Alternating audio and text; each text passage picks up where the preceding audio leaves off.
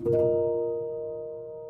There, welcome back to Folk and Flame. और आज मैं आपके साथ मज़ेदार और खुशबूदार सी कोरमा रेसिपी शेयर कर रही हूँ, यानी कि बादामी कोरमा की रेसिपी स्टार्ट कर लेते हैं। कोरमा बनाने के लिए सबसे पहले बना लेते हैं बरिस्टा मीन्स क्रिस्पी ब्राउन प्याज। वो कैसे बनाते हैं तो वो मैं आपके साथ शेयर कर लेती हूँ। तो सबसे पहले मैंने 500 ग्राम्स प्याज लिए हैं और इनको मीडियम थिकनेस में कट कर लेंगे। कटिंग करने के बाद प्याज़ों की लेयर्स को इस तरह से अलग कर लेंगे। ओके, तो प्याज को बहुत ज़्यादा गर्म ऑयल में नहीं ऐड करना है। ओके, तो हाई फ्लेम पे मॉइस्चर को प्याज में से लो करना है और स्टर करते करते फ्राई कर लेना है। अगर प्याज में बबल बन रहे हैं तो उस फ्लेम को हाई कर देंगे।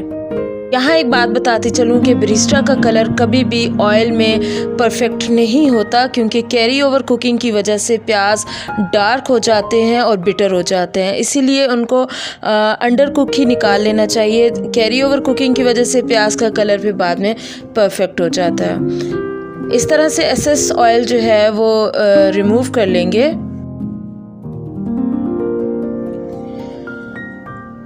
और इस तरह से टिश्यू के ऊपर फैला लेंगे।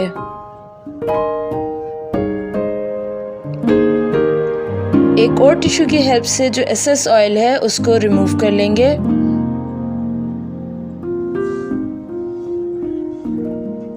और ये थोड़ी ही देर में बहुत ही क्रिस्पी मज़ेदार से बरिस्टा बिल्कुल रेडी हो चुका है।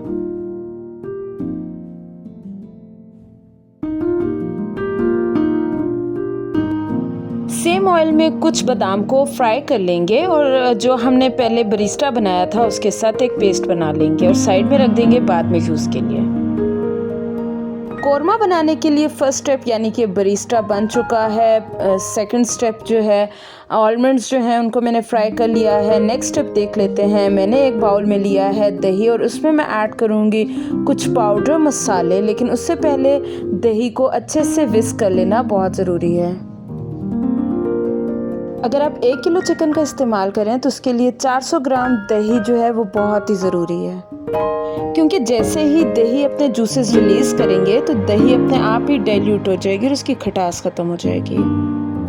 यहाँ पे चिकन कम है और दही की खटास कम करने का आपके पास कोई मौका नहीं होगा, इसीलिए दही का जो क्वांटिटी है वो कम हो जाएगी, क्योंकि जैसे ही प्रोपोर्शंस चेंज होते हैं रेसिपी भी चेंज हो जाती है।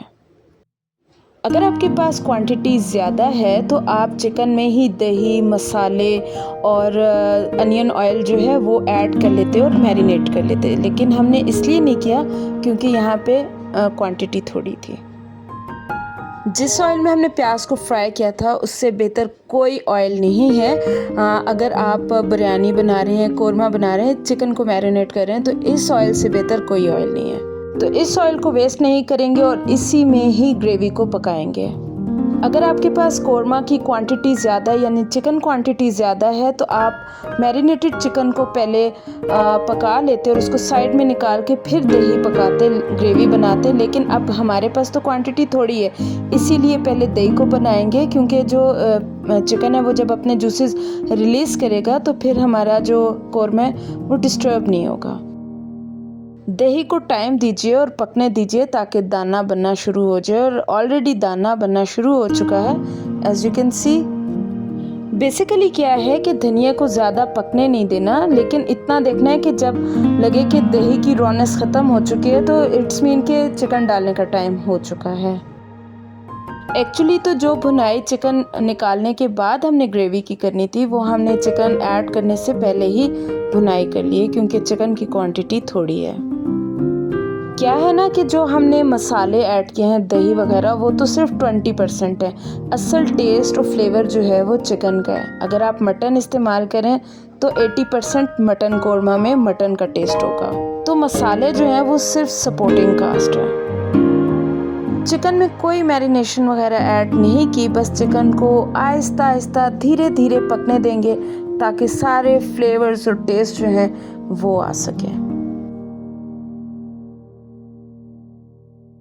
अच्छा, चिकन ने भी अपना पानी छोड़ना है और दही ने भी अपना पानी छोड़ना है, इसलिए लो फ्लेम पर चिकन को पकने के लिए रख दीजिए। इतना पकाएंगे कि 50 to 60% तक चिकन जो है वो पक जाए, और जब लगे कि चिकन ने अपना पानी छोड़ दिया है और चिकन जो है वो 50 to 60% तक पक चुका है, इस टाइम पे चिकन को जितना आपने मिक्स करना है मिक्स कर लीजिए, वरना बाद में तो जाके चिकन ने टूट जाना है। अब बेहतरीन टाइम है, इस टाइम में मैं ऐड करूँगी जो हमने बरिस्टा और बादाम का पेस्ट बनाया था वो ऐड कर लेंगे। इसी से ही कोरमा में जो दाना आएगा, एक तो दही की भुनाई से जो दाना बनेगा और एक जो प्याज को हमने ऐड किया उससे दाना कोरमा में आएगा।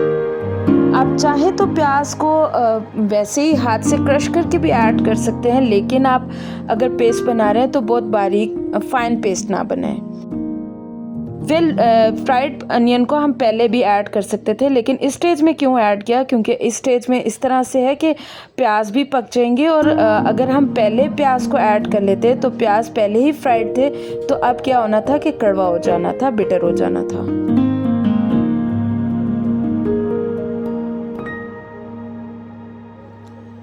कोरमा ऑलमोस्ट रेडी हो चुका है। अब इस पॉइंट पे मैं ऐड कर लूँगी बादाम के स्लाइसेस, साथ ही इसमें मैं ऐड करूँगी केवड़ा वाटर और फ्रेशली चॉप कोरिएंडर। इन सब इंग्रेडिएंट्स को अच्छी तरह से एक दफ़ा मिक्स कर लेंगे और मज़ेदार सा कोरमा जो है वो रेडी हो चुका है। बादामी कोरमा का ज़बरदस्त ऑयल जो है वो सेपरेट हो चुका है। फाइनली 1 से 2 मिनट के लिए दम दे देंगे ताकि सारे फ्लेवर और टेस्ट जो है वो कोरमा में आ सके। बादामी कोरमा को ट्रांसफ़र कर लेते हैं सर्विंग डिश में।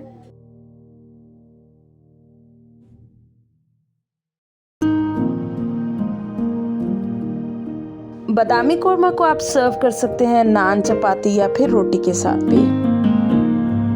अगर आपको ये रेसिपी पसंद आई है तो please make sure you like, subscribe and share my videos.